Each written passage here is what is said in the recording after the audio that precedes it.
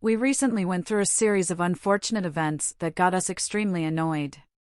By the way, when we say us, we usually mean some of us from the team or all of us. In this case, it was some of us. But the point is, none of these events, taken individually, was much of a problem. But chained them all together and it caused a week of chaos. And we figured we'd make a video about it since we know they can be extremely frustrating to deal with. You know the saying, when life gives you lemons, you make lemonade?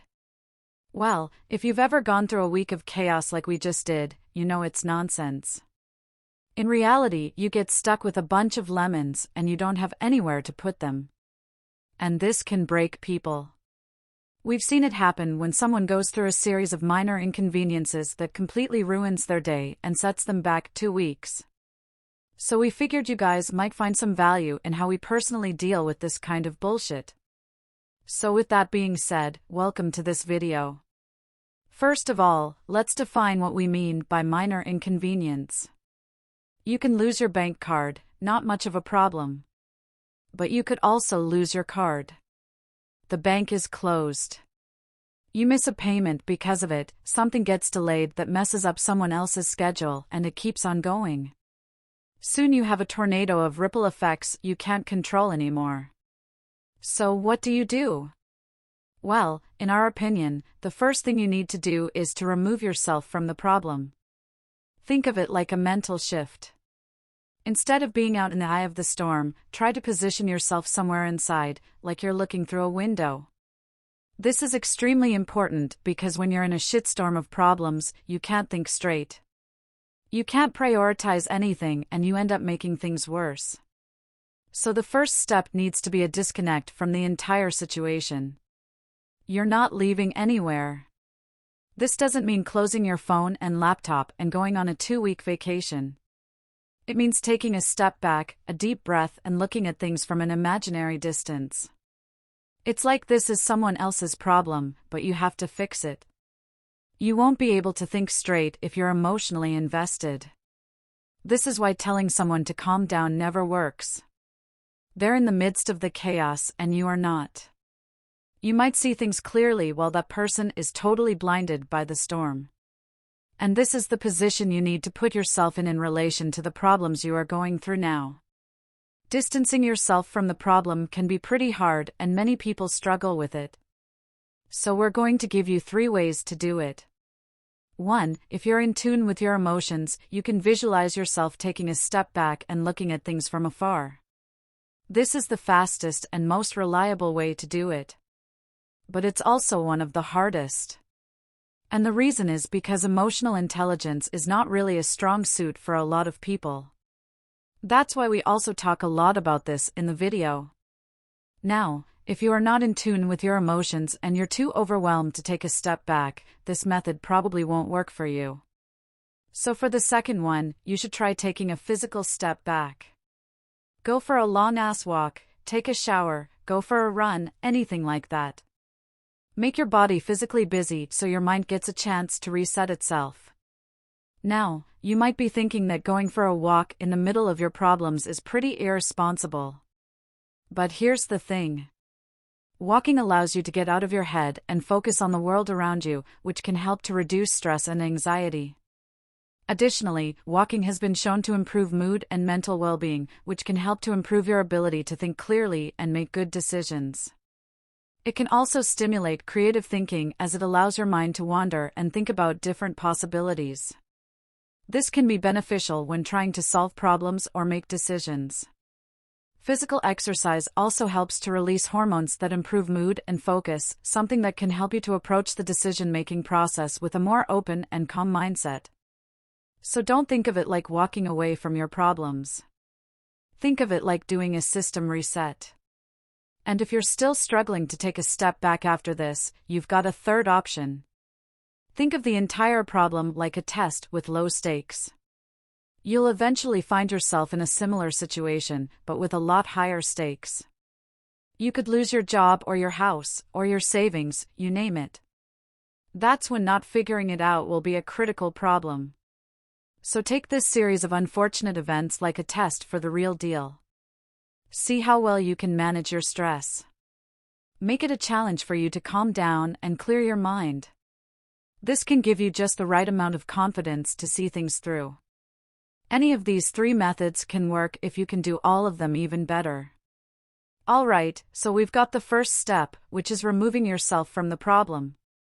The second step is to massively increase your tolerance to delays. One of the most annoying things about this series of events is that it creates a massive delay and there's nothing you can do about it. Your flight gets cancelled, your order is delayed, something gets stuck at customs, something is the wrong size, and so on. When you get 3 or 4 things like this happening one after another, it can set you back for a long-ass time. It's frustrating and there's nothing you can do. And this is the point where you lower your time expectations and learn to be extremely patient. Because, look, one of the enemies of decision-making is being impatient. When you just can't wait any longer, you start making dumb calls. You tend to force things to happen, which usually only makes matters worse. Your flight gets cancelled, you immediately book the next one. But it's 10 hours later and you're already at the airport. You book a hotel, but you can't relax because you don't want to miss your next flight. Every timeline is messed up and you've now got 4 more problems to deal with. So it's extremely important to be patient and don't rush things. It's unlikely you're going to manage to fix anything through brute force alone. Now, if you're not a patient person by nature, this will force you to be. So take it in and accept it. Yes, things will get delayed. It is what it is, and this will create a bit of downtime. You've got to wait on something and you're stuck. You can't progress any longer. But by now you've removed yourself from the problem and accepted the fact that you need to be patient. This is where the third step comes in. Now it's time to prioritize and take care of the low-hanging fruit. Now, by low-hanging fruit, we mean the small things that are pretty straightforward to do. You don't have anyone to wait for, and you can do them all on your own. So leave the problem aside and take care of the small things. You're already stuck. You can't brute force your way out of that. So as of the moment, there's nothing you can do.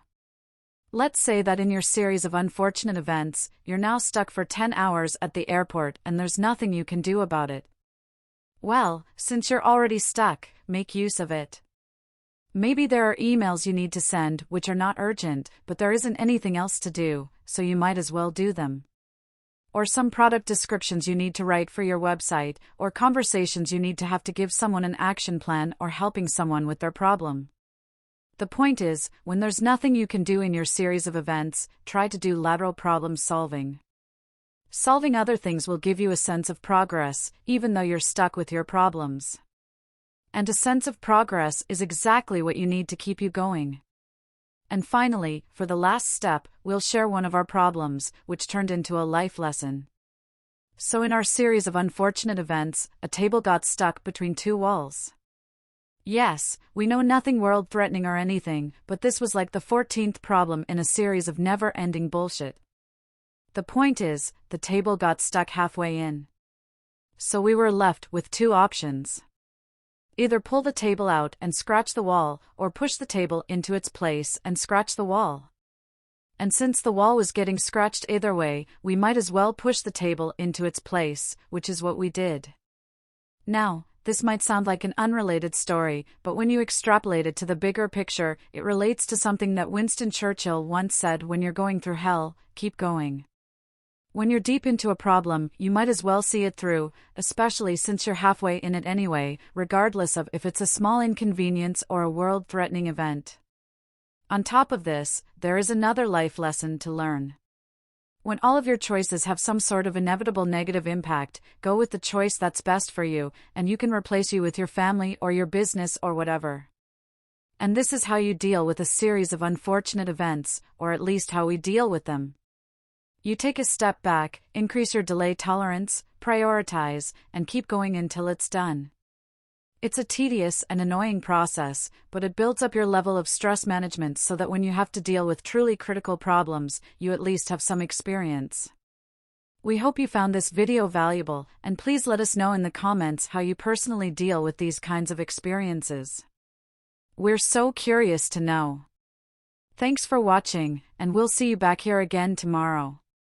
You.